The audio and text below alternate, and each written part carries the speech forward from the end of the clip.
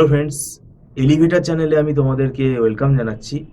তোমরা যারা MAKAUT university থেকে বিটেক পড়ছো এবং যারা কম্পিউটার সায়েন্স বা ইনফরমেশন টেকনোলজি ব্রাঞ্চের স্টুডেন্ট আছো, তোমাদের দেখো, আহ, এই যে সিক্স সেমেস্টার, মানে 2026-এ যারা সিক্স সেমেস্টারে উঠেছো, তোমরা সিক্স সেমেস্টারে অনেকটাই কিন্তু সময় পাচ্ছ।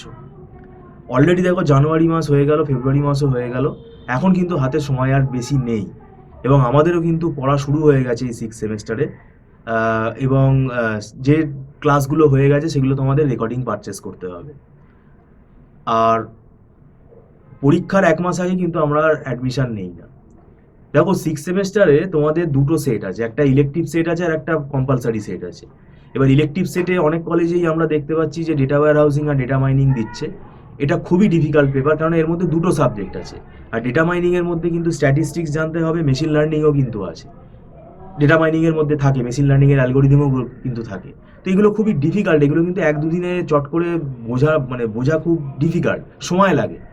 আর কম্পালসারি পেপারের মধ্যে দেখো ডেটাবেস ম্যানেজমেন্ট সিস্টেম আছে, আবার নেটওয়ার্কিং আছে।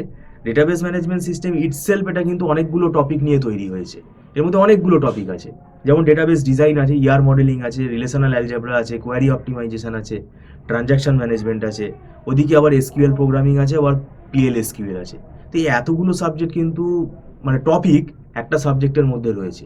আর নেটওয়ার্কিং একটা খুব ডিফিকাল্ট পেপার, এবং নেটওয়ার্কিংয়ের মধ্যে অনেক প্রোটোকল আছে, এবং যে প্রোটোকলগুলো কিন্তু পুরোপুরি অ্যালগোরিদিম বেসড। তো সেই অ্যালগোরিদিমগুলোর ওপরে আবার কি আছে, অঙ্ক আছে।